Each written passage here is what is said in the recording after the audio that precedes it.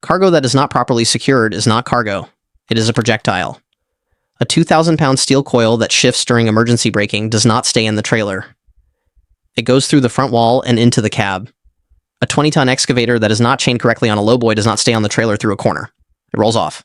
The Federal Motor Carrier Safety Administration's Cargo Securement Rules, Part 393, Subpart I, specify minimum requirements for every category of cargo that moves on a flatbed, lowboy, or open trailer. These are not suggestions. They are federal law, enforced at every port of entry and roadside inspection. These are every type of cargo securement, how each works, and when each one is the right tool. Webbing straps. The webbing strap, also called a tie-down strap or ratchet strap, is the most common cargo securement device on flatbed trailers. A woven polyester webbing with a ratchet mechanism at one end allows the strap to be tightened against the cargo and locked. The working load limit of a strap is determined by its width and the quality of the webbing. A standard 2-inch webbing strap has a working load limit of approximately 3,000 pounds. A 4-inch strap can reach 5,000 pounds or more. FMCSA rules require that tie-downs have a combined working load limit of at least 50% of the cargo weight when the cargo is blocked or restrained from forward movement, and at least the full weight of the cargo in other configurations. The number of tie-downs required depends on the cargo length and weight. Straps must be inspected for cuts, abrasion, chemical damage, and UV degradation. A strap that fails inspection gets cut off. No patching, no rewrapping. Chain tie-down. Chains are used where straps are not adequate. High heat environments, loads with sharp edges that would cut webbing, heavy equipment securement, and loads that require maximum restraint force. Chains are rated by size and grade. Grade 70 transport chain, the orange-dyed chain common on flatbeds, is the standard for cargo securement. A 5/16" grade 70 chain has a working load limit of 4,700 pounds. A 3/8" chain has a working load limit of 6,600 pounds. The chain is tightened with a binder, either a lever-type binder or a ratchet binder, that takes up slack and keeps tension on the chain through vibration and load movement. Binders must be secured so they cannot vibrate open during transit.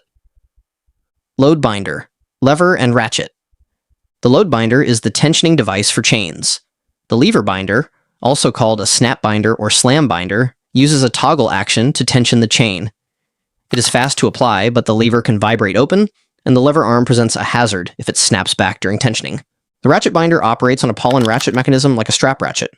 It is slower to apply, but holds tension more reliably and does not have a snapback hazard. FMCSA and most fleet safety programs prefer ratchet binders for these reasons. Binders must be moused, tied off with a wire or cord, so they cannot vibrate to the release position during transit. Wire rope. Wire rope is used for securement where chain is not available or appropriate, and where straps are not adequate. It is common in logging operations and for securing some types of large machinery. Wire rope has a working load limit based on diameter and construction. Standard 3/8" 6x19 wire rope has a working load limit of approximately 2,400 pounds. Unlike chains, wire rope is inspected for broken wires, kinks, and corrosion, damage that significantly reduces strength without being visually obvious. Load bars, cargo bars. Inside enclosed trailers, cargo is held in place by load bars, adjustable telescoping aluminum bars that press against the trailer walls to block cargo from shifting. They are not tie-downs. They prevent palletized or boxed freight from sliding during normal transport. Load bars are rated for specific force capacities. They are typically rated at 1,500 to 2,000 pounds of force per bar. They are used in conjunction with blocking and bracing inside dry van trailers. Blocking and bracing. Blocking is the use of solid material. Wood blocks, steel cradles, engineered dunnage, placed against the cargo to mechanically prevent it from moving in a specific direction. Bracing is the use of structural members placed against the cargo to distribute and resist forces. For round objects like steel coils that cannot be strapped to a flat surface without the strap sliding off, blocking is the primary securement method. The coil sits in a cradle or against wooden blocks chalked fore and aft, and the straps or chains prevent the coil from rising or rolling sideways. FMCSA rules specify minimum blocking requirements for round objects, logs, and other cargo that cannot be directly tied down. Coil racks and cradles. Steel coils are one of the most dangerous cargo types to secure improperly. A coil sitting on its side, eye to the sky, is extremely difficult to strap without the strap migrating off the coil's curved surface. A coil sitting on its end, eye to the side, is inherently more stable. Coil racks and cradles are engineered steel structures that hold coils in a fixed orientation and provide attachment points for chains and straps. They reduce the skill required to secure coils correctly and significantly increase the security of the load. Vehicle wheel chocks and wheel straps. Wheeled equipment transported on flatbeds and lowboys, excavators, bulldozers, cranes, vehicles, is secured through two mechanisms. Wheel chocks block the tires from rolling. Wheel straps, wide straps with cradle cups that fit over the tire, pull down on the tire and axle to prevent the vehicle from moving.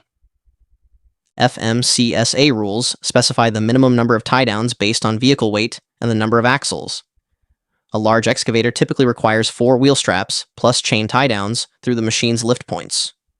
Dunnage, protective materials. Dunnage is any material used to protect cargo from abrasion, to fill voids that would allow movement, or to create friction between a smooth load and a smooth trailer deck. Rubber mats, lumber, airbags, foam blocks, rubber anti-skid mats placed between a cargo item and the trailer deck dramatically increase the friction force that keeps the load from sliding. They can reduce the number of straps required by increasing the friction contribution to total restraint force. Cargo securement is not intuitive. A load that looks secure can fail under the specific force conditions of emergency braking or a hard corner. That is why the federal rules specify working load limits, tie-down numbers, and configurations mathematically, rather than leaving it to judgment.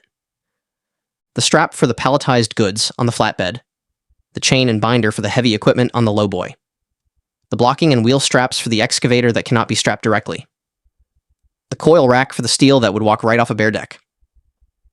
Every device is engineering applied to the problem of keeping the load where it belongs until it gets where it is going. If you want Part 2, covering securement inspection requirements, the most common securement violations, and what happens when a load comes loose on the highway, hit like and subscribe. New breakdown every week.